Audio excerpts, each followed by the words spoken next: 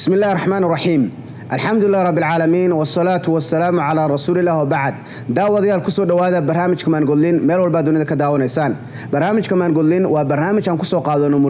murtida soo goolin samaanka yaga ana ka helna dhiirigelin in dhaqaashisa oo na gaarsiisa meelada dheer ee noogu jirto dheef adduun iyo mid aakhir labadaba. maanta mowduuca aan ka hadlayna ciwaankiisu waxa weeyaan qaybtii labaad raadraac ruuxdaada noole naftaada.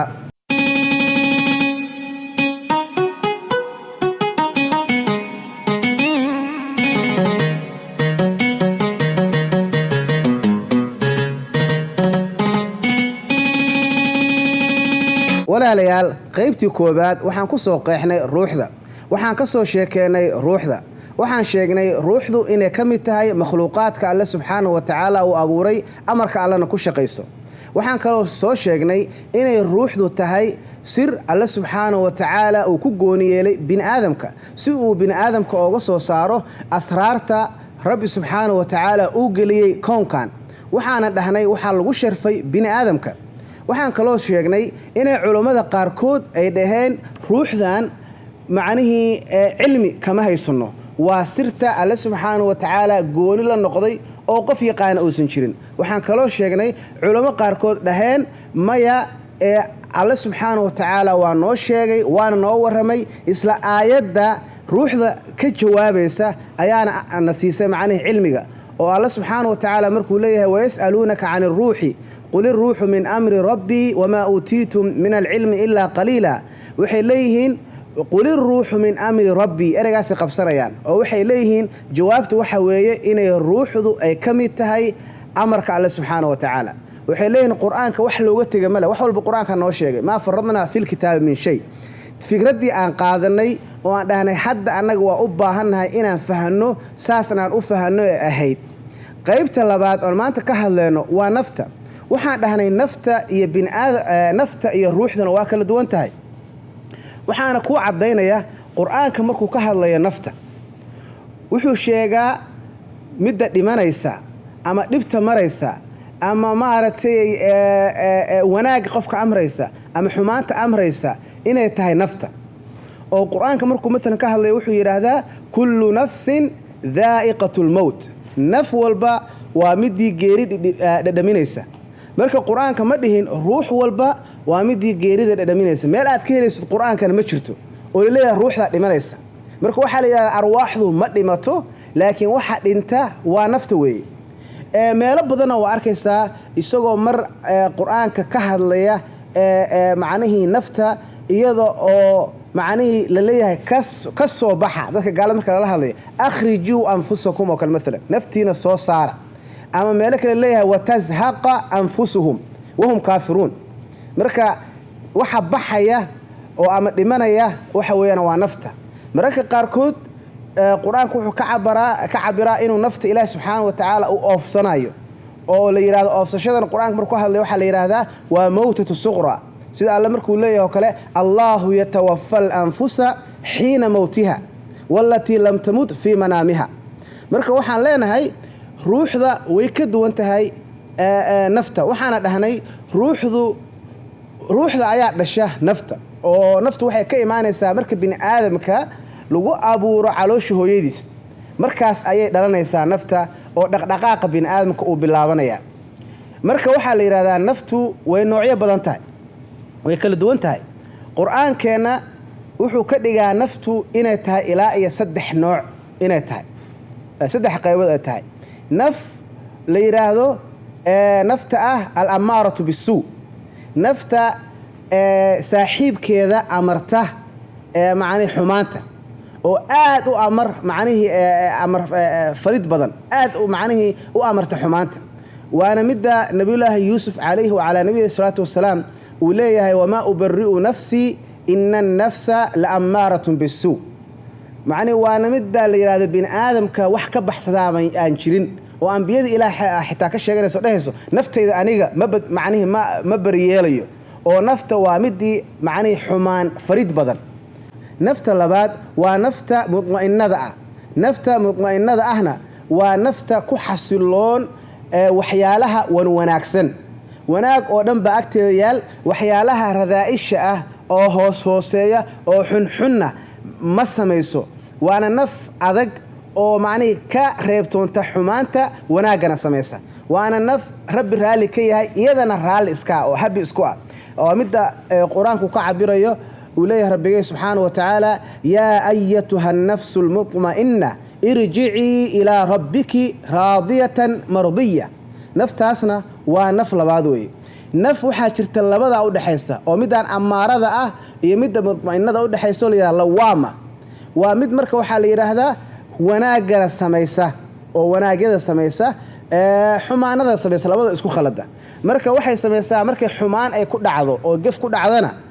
way ka qoomamaysaa oo way ka shalaysaa oo way iscanaanataa sidoo kale marka ay wanaag uu ka tagana way iscanaanataa oo marka waa naf lawaamo ah wanaag bay mar samaysaa ama wanaag baa ka taga way iscanaananaysaa marka wanaag uu dhaafo sidoo kale markay xumaanta samaysana way iscanaananaysaa hadday rabto ha ku noqoto mar labaad intay gefka ka dhaco ay ku noqoto haddana ha soo noqoto haddana ha ku noqoto haddana ha soo noqotee waxaa la yidhahdaa waa naf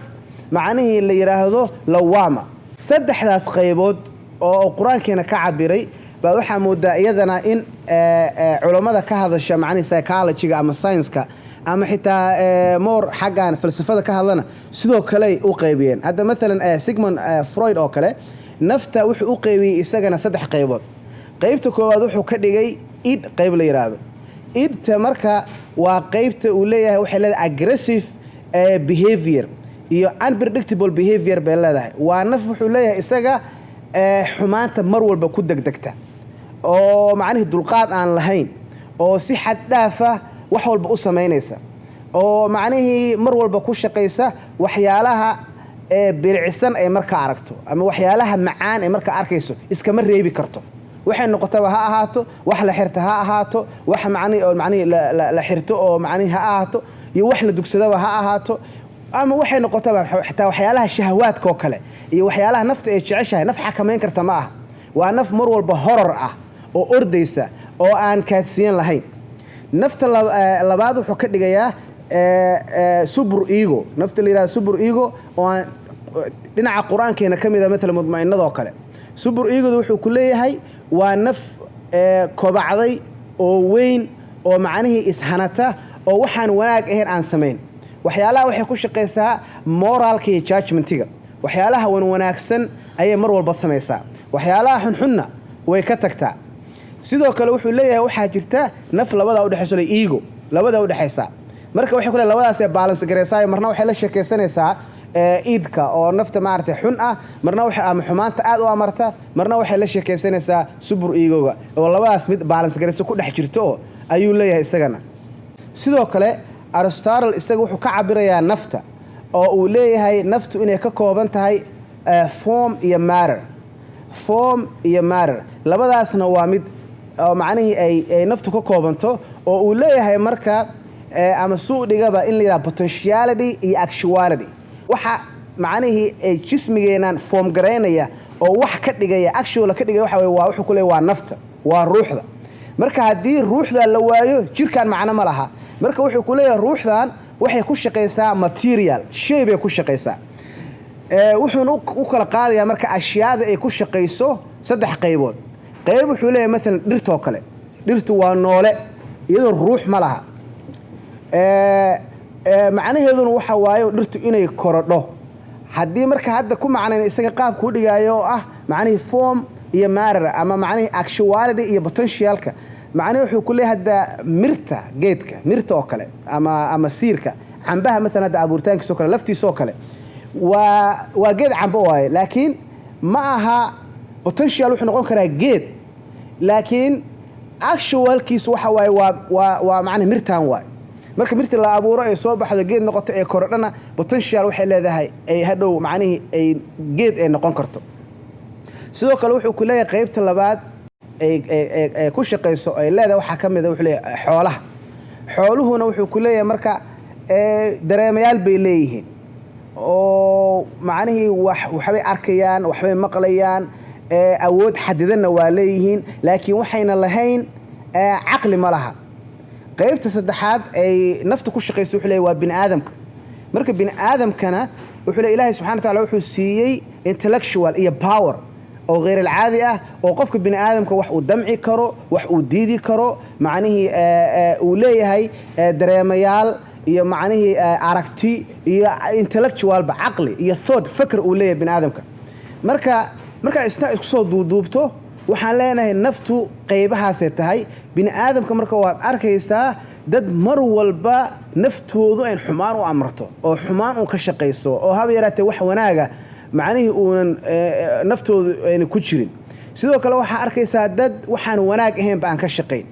oo mudma'ina ah oo xasiloon oo naftooda raalli ka oo rabbigood raalli ka oo waxyaalaha wanaagsan mar walba samaynaya sidoo kale waa arkaysaa bini aadam naftiisu mar walba labadaa u dhaxayso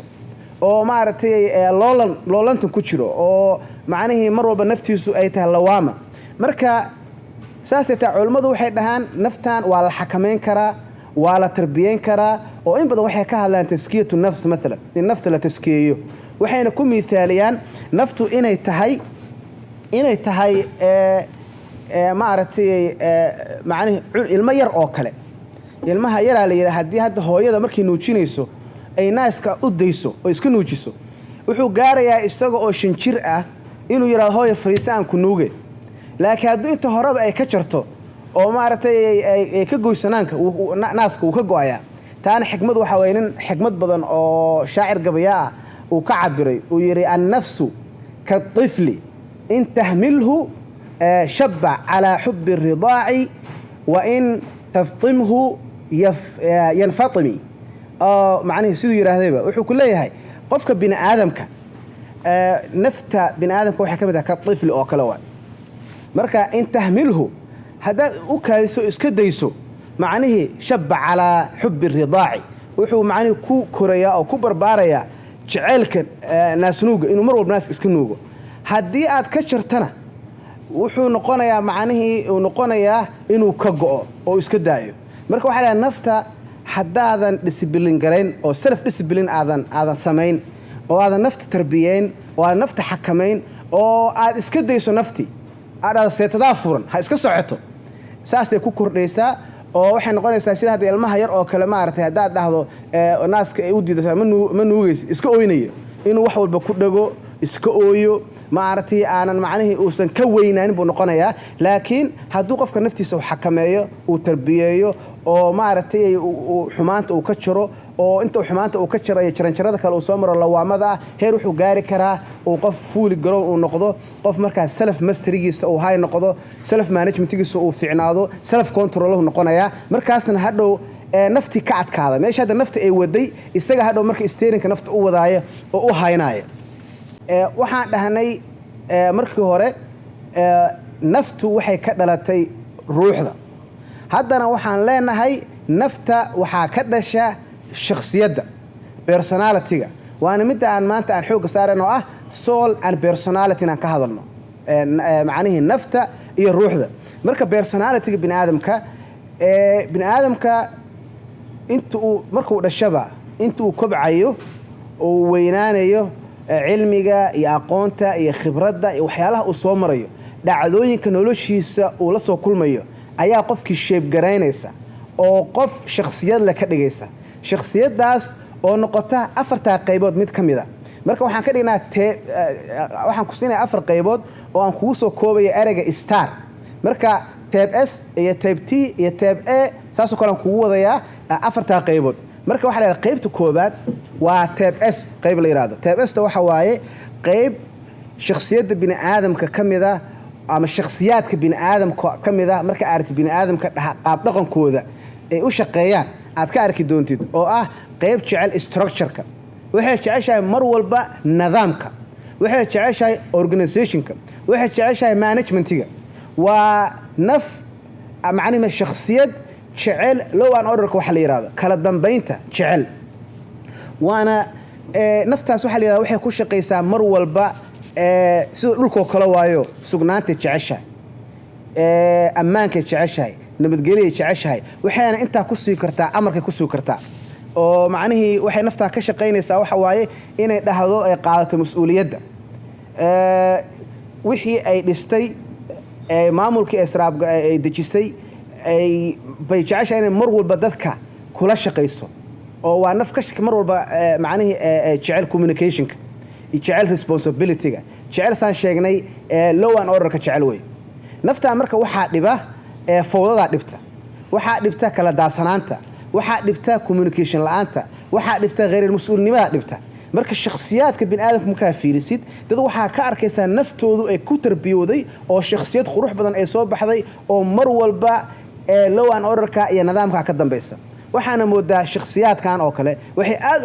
ugu badan yihiin wadamadan hadda aan joogno oo qurbaha ah aad ugu badan yihiin hadda marka fiiriso shakhsiyaadkaas ay u nidaamsan yihiin ama shirkadahoodu u nidaamsan yihiin ama dawladoodu u nidaamsan tahay macni tatacajab waa dad mar walba ka dambeeya managementiga ka dambeeya macni responsibilityga ka dambeeya communicationka oo hay-adahooda iyo departmentska macnaha hadday shirkad tahay si u kala dambeeyaan isay warka u kala qaadanayaan waxaad arkaysaa inay mas'uuliyad iyo xilkasnimo iyo maaragtay nidaam uu meeshii uu ka jiro taybka labaad oo shakhsiyadda oo aad bini'aadamka markaa fiiriso aad ka helaysid oo ka dhalanaysa mar walba naftaas bini'aadamka ka dhalanaysa waxa weeyaan qaybta la yiraahdo qayb kale oo ah technicalka waxa la yiraahdaa qaybtan waa qayb ka dambaysa knowledge-ka waa qayb ka dambaysa xisaabaadka iyo nambarada waxa la waa analytic mar walba waxay fiirisaa numberska fiirisaa waa qaybaha ku shaqeeya spreadsheet-ka qaybtaana badanaa waxay ka mid tahay qaybaha macna bini'aadamka ama shakhsiyaadka jecel waxyaalaha engineering ama dhakhaatiirta laga helaa waa shakhsiyad mar walba ka dambaysa detailka waa detail oriented waxay jeceshahay wax walba step by step inay qoran yihiin ay cad yihiin mar walba waxay fiirinaysaa nambarada waxay jeceshahay sawirada wixii inay sawir ku aragtay jecesha waxaana aad uga shaqeeyaa la yiraahdaa saan sheegnay dadka injineerada iyo dadka dhakhaatiirta laga helaa qaybtii hore badanaa waxaa laga helaa ay ku badan tahay qaybta structure-ka iyo nidaamka iyo waa dadka laga helaa macni boqorada oo kala ah ama dadka madaxda ah ayaa laga helaa ama dadka culimada ah ayaa laga helaa mar walba waxaa sameyn bay tii hore ku shaqeysaa tan laakiin iyadoo waxay ku shaqeysaa ay tusi oo ay taabsi oo wax walba samee kaliya hay dhihne reasoning-ka ay tus say waxaan u imaadeen say waxaan u shaqeeyaan bottom line-ka muxuu yahay numberskaas mar walba ku shaqeynaysaa waa qaybta labaad oo aan dhahnay waa type T shakhsiyadda saddexaad waa shakhsiyadda ah type A waa shakhsiyad action oriented waa macnaheedu shakhsiyadda jecel mar walba xorriyadda freedomka jeceshahay shakhsiyaddan waxay jeceshahay wax la yiraahdo inay mar walba ay hesho macnihii open space waxay jeceshahay inay buuraha ha aado badaha ha aado waxay jeceshahay xorriyadda jeceshahay waxaa la yiraahdaa shakhsiyaddan waxaa ku badan dadka jecel sportska iyo dadka jecel maxaan ku iraahdaa fanka ama macni suugaanta jecel dadkaas mar walba waa dadka dhaxgala waa dad ku fiican waxa la yiraahdo saleska waxay ku fiican inay dadka wax ka gadaan fikrad inay ka gadaan ama maaragtay ay ka gadaan macnaheedu ganacsi waa ku fiican yihiin shirkada macnaheedu shakhsiyadaas ku fiican shakhsiyada waa shakhsiyad dhaxgalka jecel dadka mar walba inay dhax gasho bay jeceshahay waa shakhsiyad ay caadifadeedu ay hay tahay oo haddii aragtay mesela qof dhiban isla markii ku ordaysta oo jecel inay caawiso ama haddii aragto qof faraxsan farxataankii la wadaagi karta waa macnaheedu shakhsiyad mar walba caadifadeedu ay ku xiran tahay bulshada iyo surroundingkeeda ay ku xiran tahay waxaa la arkaa haddii aragto meel environment hostile ahna inay isla markii macnaheedu qaybta ay ka qaadato oo ku orodo oo macnaheedu gurmad u gasho oo dagaalkii horeyba ka qayb gasho haddii aragto qayb macnaheedu environment ama meel macnihii beeyaa iska degan iska xasiloon marba waxay la socotaa jawiga markaa jira iyo waxa markaas ay naftu iyo xaaladdu markaa u yeerto naftan waxay jeceshahay waxa la yiraahdaa advertisement-ka xaysiinta saan sheegnay saleska xaysiinta aad u jeceshahay inay maanta wax kuu sharaxdo wax kuu sheegayso kuu sheekeynayso maaragtay waxyaalo badan ay kaala hadlayso maanta dhan way gabayaysaa way heesaysaa way sheekeynaysaa macnihii waxyaalahaas macnihii bini aadamku uu jecel yahay dhan bay ka hadli kartaa waxay jeceshahay inay masraxa soo istaagto oo ama gabaydo ama ay haysto ama wax ay sheegto waxay kaloo jeceshahay macnaheedu meelaha saan sheegnay public speaking ka oo waaweyn xitaa way ka hadlaysaa naf cabsata ma aha waa naf iyadu mar walba farxitaankeedu uu yahay dadka ku dhex jirkooda waxa iyada dhiba marka la yiraahdo isolationka waxa dhiba gooni socodka waxa dhiba maarta kelinimada dhibta naftaas shakhsiyadda afraad oo noogu dambaysa ee shakhsiyaadkan ka hadlayno shakhsiyaadkan la soco dad baa waxay gaarsiiyaan macnaheedu personality types ilaa 16 la gaarsiiyaa ilaa 16 la gaarsiiyaa laakiin afartan bay isugu soo aruurayaan afartan bayna ka sii farcamayaan marka qaybtana noogu dambaysa waa qaybta la yiraahdo macnaheedu relationship type personality waa shakhsiyad mar walba qiimeysa oo jecel calaaqaadka iyada iyo dadka ha ahaadaan mesela calaaqaad labada qof oo isqabta ama calaaqaad labada wada dhalatay ama calaaqaadka dad maaragtay qaraaba ama calaaqaadka macnaheedu community hall oo kale ama calaaqaadka qaran ahaan oo kale waxay noqotaba waa naf shakhsiyad mar walba jecel dadku inay isku imaadaan macnaheedu isu waramaan wada sheekaystaan wixii dhiba maaragtay meel uga soo jeestaan wixii dheefa wada wadaagaan waa shakhsiyad jecel significant wax la yiraahdo in la hormaro wax la noqday jeceshahay shucuurteedana mar walba waxay ku qiimeysaa qofka marka ay taqaan waxayna mar walba jeceshahay qofkan inuu noqdo qof qiimo badan oo wax noqda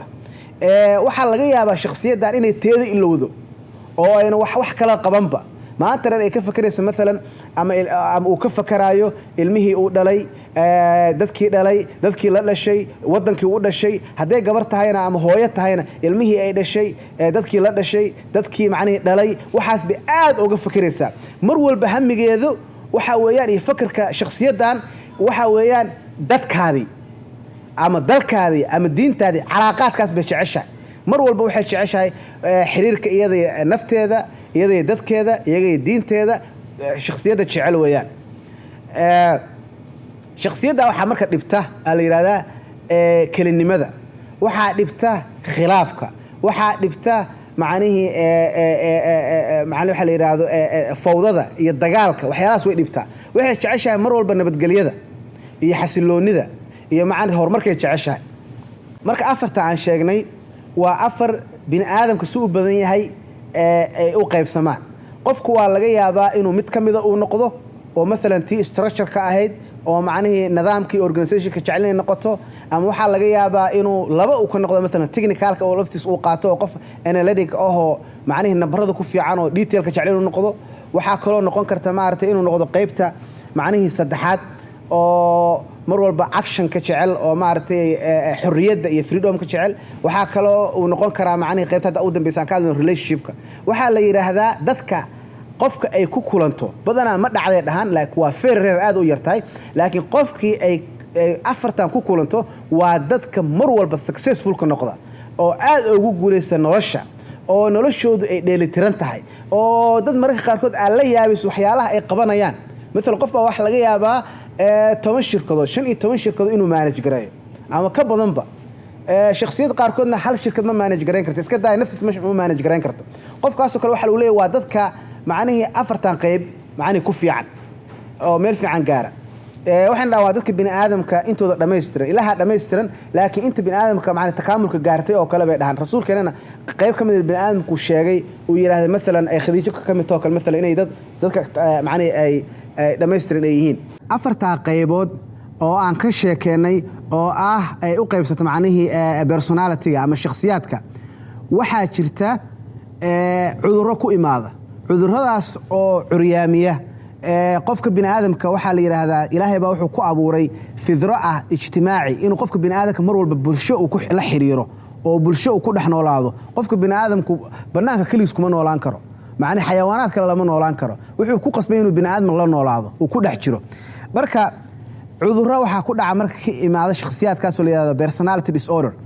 personality disorder ka saddex qaybood loo qaybiyaa dad way ka sii bataan laakiin saddexda ugu muhiimsan oo anaga naanfici karaan ka soo qaadanayna personality disorder ka koobaad oo dadka qaar laga helo ku dhaca waxa weeyaan paranoia waxay dhahan qofku inuu paranoid u yahay waa qof cabsi ay ku jirto shaki ah oo uu isleeyahay dad baa wax ku maleegaya dad baa ku dilaya dad baa ku dhibaya mar walba ilaahay wuxuu ku abuuraa suspicious waxa ku jira macnaheedu shaki uu ka qabo dadka kale awlay dadku maxay ka fakarayaan intentionkooda maxaa weeye motifkooda maxaa weeye maxay kugu samayn karaan marka waa qof ciladaas ay hayso qofkaas sidoo kale paranoyada qaba waxaa ku imaada inuusan danayn ku dhex jirka dadka oo qof gooni socda weeyaan saaxiibo ma laha gooni socod weeye waxyaalaha bini aadamka ilaahay ku abuuro fitrooyinka ah oo maalan jacaylka oo kale maxaan ku iraahdaa relationshipka calaaqaadka ragga iyo dumarka dhex maro oo kale hawada ninka inuu hawoodo macnaha haween u hawoodo ama haweentu ay ninka u hawooto oo kale waxyaalahaas kale ma interest gareeyo waxyaalaha macnaha calaaqaadka zawjiga oo kale qof interest gareeyo ma aha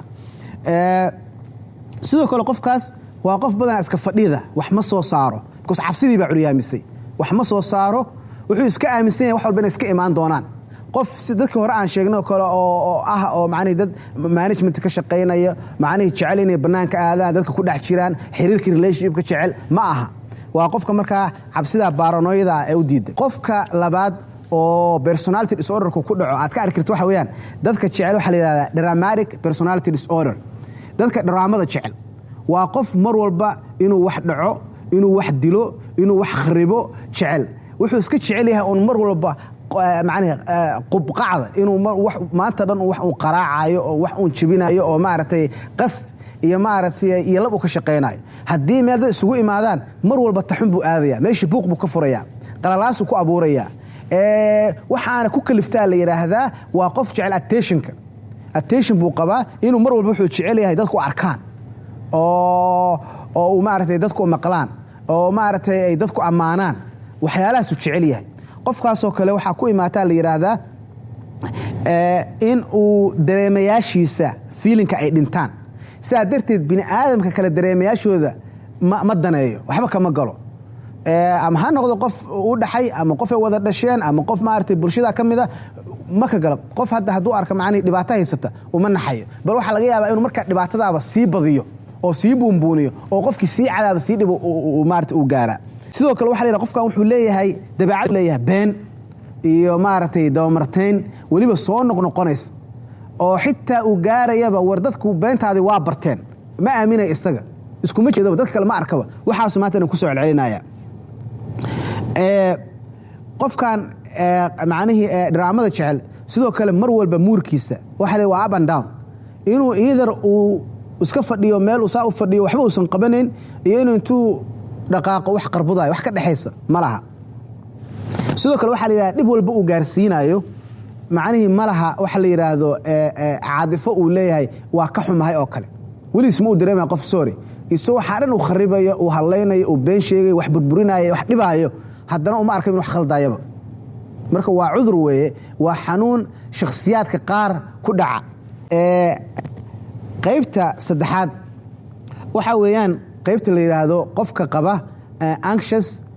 fearful personality disorder waa qof qaba walwal maanta dhan walwalsan yahay cirkaa soo dumaya buuraa soo dumaya balaaya imaanaysa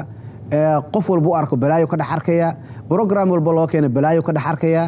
maanta dhan waxaa ku abuuran walwal iyo walbahaar kalsoonida ka dhimata qofkan waa qof ka fog dadka mar walba ka fog waa qof aad u xishood badan mararka qaarkood aad buu u xishood badan yahay